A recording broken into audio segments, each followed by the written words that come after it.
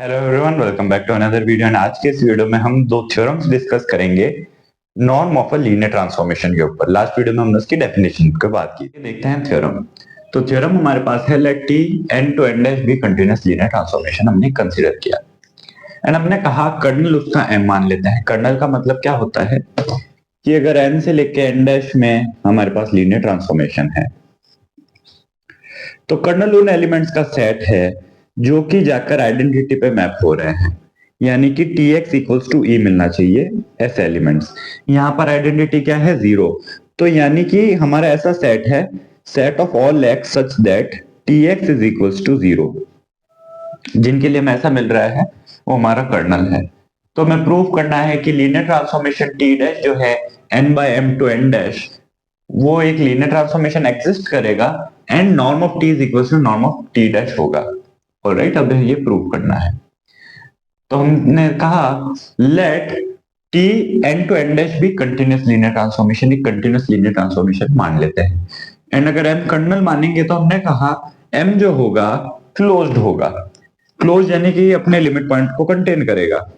कैसे क्लोज्ड होगा? देखिए, हमने कहा let x belongs to m, closure of m। यहां पर m क्या है? हमारा कर्नल ऑफ t है। ठीक है ना? अगर x belongs to closure of m है, या फिर इससे अच्छा हम लेते हैं x belongs to derived set of m, यानी कि x क्या हो गया? x is limit point. अगर x लिमिट पॉइंट है तो इसका मतलब क्या हो गया? There exist xn belongs to m such that xn approaches to x। Limit point का मतलब यही होता है, सीक्वेंस होगा xn, सीक्वेंस ऑफ पॉइंट्स जो कि x को अप्रोच कर रहा है। But since xn belongs to m, xn belongs to m मतलब कर्नल का एलिमेंट है। m क्या है? कर्नल है। This implies t of xn is equals to zero. Now t हमारे पास कंटिन्यूअस है। इसका मतलब क्या हुआ कि अगर xn अप्रोचेस टू x है तो txn अप्रोचेस टू tx होगा। लेकिन txn तो सभी के लिए जीरो है, तो ये किसको अप्रोच करेगा? जिसका मतलब ये हुआ tx is equals to zero हमें मिल गया। एंड tx अगर जीरो है इसका मतलब क्या हो गया? x कर्नल का ही एलिमेंट है, क्योंकि कर्नल में वही एलिमेंट्स है जो जीरो पे मैप होंगे। तो हमें डिराइव्ड सेट का एलिमेंट जो है, यानी कि लिमिट पॉइंट m के अंदर ही मिल गया, यानी कि m हमारा क्लोज हो गया। एंड क्लोज जरूरी क्यों था? बिकॉज जब हमने कोएफिशिएंट स्पेस की बात की थी तब हमने कहा था n बाय m जो है ये तभी डिफाइंड होगा जब m क्लोज्ड होगा, इसीलिए हमने शो किया कि कर्नल क्लोज्ड है।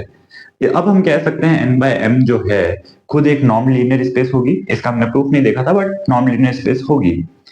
And n bye m to n dash जो होगा एक लीनियर ट्रांसफॉर्मेशन हम डिफाइन कर सकते हैं t डैश। तो हमने कहा कि n bye m non linear space हो सकती है। एंड नॉर्म कैसा है? इस पे norm of x plus m, because x plus m क्या है? कोसेट्स हैं। m प्लस m क्या है? सेट ऑफ कोसेट्स हैं। So x norm of x plus m is equal to infimum x plus m norm of x plus m such that small m belongs to capital M। Alright, तो ये norm कुछ इस तरीके से define होता है। अब हमने डिफाइन किया t डैश, चलिए हम एक डिफाइन करते हैं n bye m to n dash. किस तरीके से? t dash x plus m is equal to tx। n dash के अंदर क्या है? tx वाले एलिमेंट्स है, x की जो इमेजेस हैं। एंड n बाय m कैसा है? x प्लस m कोसेट्स का। तो हमने रिलेट कर दिया t dash x plus m को tx से। अब हम प्रूव करेंगे कि ये लीनियर ट्रांसफॉर्मेशन भी है एंड कंटिन्यूअस भी है। एंड इस तरीके से इसका है। अब हम प्रूव करेंगे कि ये लीनियर ट्रांसफॉर्मेशन है एंड इसका नॉर्म इसके इक्वल है। तो हमने कहा लीनियर ट्रांसफॉर्मेशन शो करना है तो let alpha comma beta be scalars and x1 plus m x2 plus m be two elements of n bye m। क्योंकि अगर लीनियर ट्रांसफॉर्मेशन है तो alpha into X plus beta into Y का जो transformation होगा वो alpha T X plus beta T Y के equal होता है, हम जानते हैं। इसी प्रॉपर्टी को हमें शो करना है।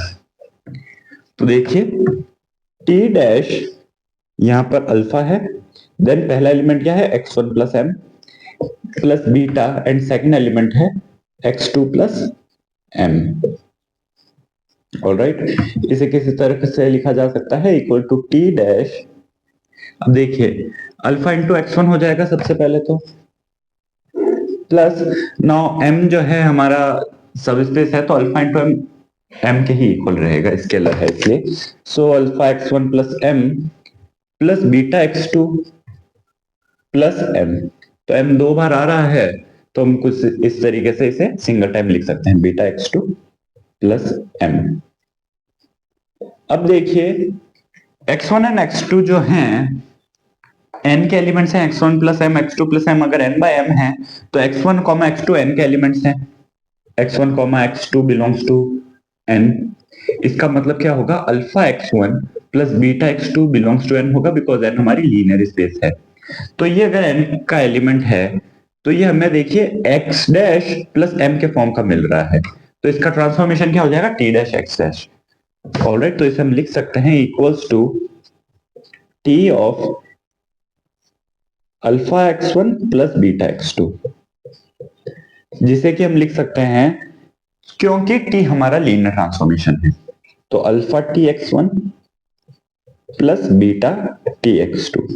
लेकिन T x1 and T x2 किससे रिलेटेड हैं, अगर हम इस इक्वेशन का यूज करें तो alpha T dash x1 plus m plus beta T dash x2 plus m। And देखिए ये हमें यही शो करना था, टी डैश हमारा लीनियर ट्रांसफॉर्मेशन हो गया है, this implies T dash is linear transformation. अब हमें दोनों के नॉर्म को इक्वल बताना है, तो नॉर्म को इक्वल बताने के लिए हमने कहा नॉर्म ऑफ टी डैश क्या होगा, नॉर्म ऑफ टी डैश होगा हमारे पास by definition supremum of norm of T dash X plus M such that x belongs to n and norm of x plus m is less than equal to 1। ये by definition हमने कहा है। इसी को हम लिख सकते हैं equals to supremum of T dash X plus M, क्या है, टी एक्स के इक्वल है, norm of T X such that X belongs to N and, अब देखिए norm of X plus M जो है ये किस तरीके से डिफाइंड है, infimum X plus M. So इसे हम लिख सकते हैं infimum norm of X plus small M m belongs to m is less than equal to 1। तो इसमें वो सारे m इंक्लूडेड हैं जिनके लिए norm of x plus m जो होगा लेस देन इक्वल टू 1 रहेगा, इन्फीमम है, ठीक है, हम इन्फीमम ले रहे हैं। सो इसी को हम आगे कुछ इस तरीके से सिंप्लीफाई कर सकते हैं, norm of tx such that norm of x plus m less than equal to 1 for x belongs to n and m belongs to capital M। Alright, अब देखिए ये था जो भी एलिमेंट्स हैं norm of x plus m, उन सब में से जो इन्फीमम है, ठीक है, उन सेट का इन्फीमम यानी कि ग्रेटेस्ट लोअर बाउंड वो जो है लेस देन इक्वल टू 1 है, ऐसे एलिमेंट्स हमने सेलेक्ट किए हैं। अब हमने जब यहां पर बाहर खोला तो देखिए इस पर कंडीशन है कि x बिलोंग्स टू n होना चाहिए, n बिलोंग्स टू m होना चाहिए, तो ये एलिमेंट्स इसके अंदर जरूर होंगे, बिकॉज अगर कोई एलिमेंट ऐसा है जिसके लिए norm is less than equal to 1, अगर सभी एलिमेंट ऐसे हैं तो इनका जो इन्फीमम होगा, ठीक है, वो भी इस कंडीशन को सेटिस्फाई करेगा ही, इन्फीमम सबसे छोटा ही होगा। तो इसीलिए हम यहाँ से इन दोनों कंडीशंस को इक्वल प्रूफ लिख सकते हैं। अब देखिए इक्वल्स टू, अब हम इसे क्या लिख सकते हैं, supremum norm of T x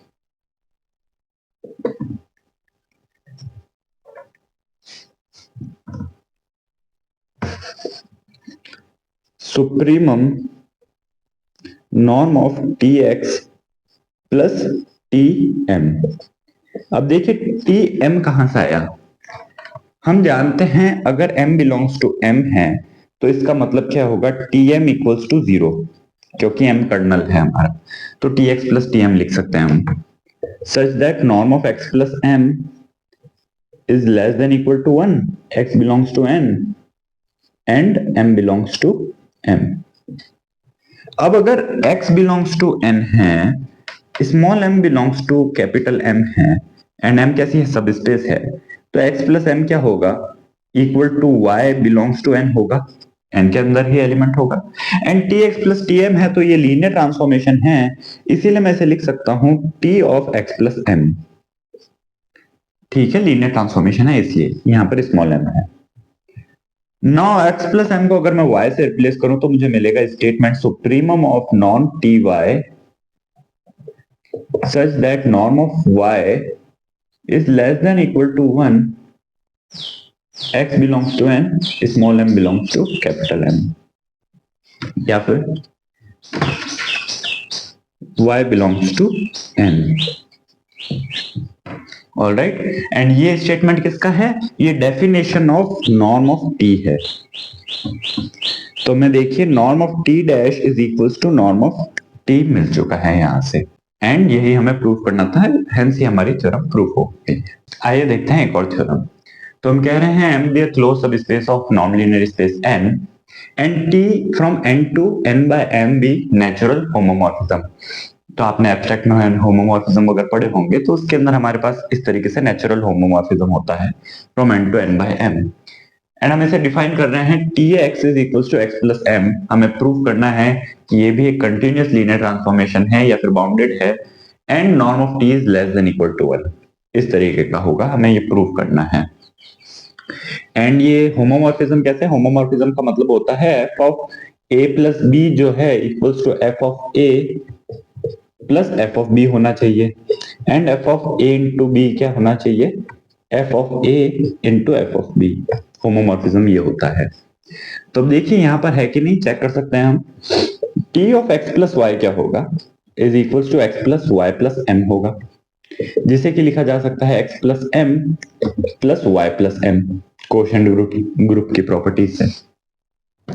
तो हम इसे क्या लिख सकते हैं? t ऑफ x, एंड इसे लिख सकते हैं t ऑफ y।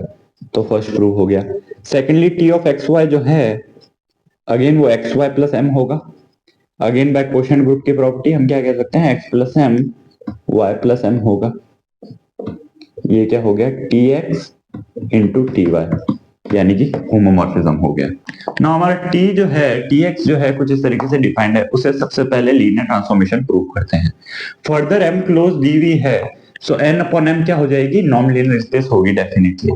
तो लीनियर ट्रांसफॉर्मेशन प्रूव करने के लिए हमने अल्फा कॉमा बीटा जो है स्केलर मान लिए, and x1 and x2 n के एलिमेंट्स मान लिए, x1 x2 belongs to n। तो t of alpha x1 plus beta x2 किसके इक्वल होगा? Is equals to by definition alpha x1 plus beta x2 plus m। अब जो quotient group होता है उसकी डेफिनेशन से इसे इस तरीके से लिखा जा सकता है। Alright, and again quotient group की ही डेफिनेशन से, क्योंकि अल्फा स्केलर है, हम लिख सकते हैं x1 plus m plus beta x2 plus m, and x1 plus m क्या है? अल्फा इंटू टी एक्स1 हो गया and beta into T x two हो गया, एंड यही हमें प्रूव करना था, ये लीनियर ट्रांसफॉर्मेशन हो गया। अब देखिए नॉर्म ऑफ टी एक्स जो है is equals to norm of X plus M है, and norm of X plus M किस तरीके से डिफाइंड होता है? Infimum of norm of X plus M such that m belongs to m। अब इन्फिमम का मतलब क्या है? Greatest lower bound. ये एक लोअर बाउंड है, यानी कि जितने भी आपको norm of X plus M मिलेंगे, जितने भी एलिमेंट्स m के लिए मिलेंगे, उन सभी के लिए इन्फिमम जो है उनसे छोटा होगा, यानी हम लिख सकते हैं less than equal to norm of X plus M for all m। अब नॉर्म ऑफ टी एक्स अगर इन्फिमम के इक्वल है तो हम लिख सकते हैं यहां से this implies norm of T X is less than equal to norm of x plus m for all m belongs to m। तो हमें कुछ इस तरीके से मिला। नाउ हम जानते हैं कि m हमारी क्या है? m इज सब स्पेस। m अगर सब स्पेस है इसका मतलब क्या हुआ? 0 बिलोंग्स टू m। तो ये जो स्टेटमेंट है ये हर m के लिए ट्रू है, for all m belongs to m है। ठीक है, तो अगर सभी m के लिए है तो m इक्वल्स टू 0 के लिए भी होगा। तो अगर मैं इसे m इक्वल्स टू 0 पुट करूं किसके अंदर? इस स्टेटमेंट में, तो मुझे मिलेगा norm of T X is less than equal to norm of x plus zero, and x plus zero क्या होगा, nothing but x। And norm of x को क्या लिख सकता हूं, 1 इंटू नॉर्म ऑफ x। तो ये किस तरीके का मिल गया हमें, k into norm of x मिल गया। एंड अब जब हम मिलता है कि norm of T X is less than equal to k times norm of x, तब हम क्या कहते हैं, बाउंडेड हो जाता है, बाउंडेड हो जाता है, कंटिन्यूअस हो जाता है। तो हम यहां से कह सकते हैं this implies T is continuous. एक ही बात है, इक्विवेलेंट है, टी इज बाउंडेड, हमने ये प्रूव किया था। ऑलराइट, तो ये हमें कुछ इस तरीके से प्रूफ मिल गया। अब देखते हैं नॉर्म ऑफ टी क्या है। नॉर्म ऑफ टी क्या होता है, supremum of norm of tx such that norm of x is less than equal to 1। ठीक है, ये डेफिनेशन होती है नॉर्म ऑफ टी की। अब नॉर्म ऑफ tx जो है हमेशा less than equal to norm of x है। तो हम यहां से क्या लिख सकते हैं, अगर इसी स्टेटमेंट के ऊपर मैं सुप्रीमम लूं right hand side and RHS and LHS पे, तो मुझे मिलेगा less than equal to supremum norm of x such that norm of x is less than equal to 1। Now norm of x जो है ऐसा सेट है ये कि norm of x is less than equal to 1 है। तो maximum value यानी supremum क्या हो सकता है नॉर्म ऑफ x का, 1 हो सकता है।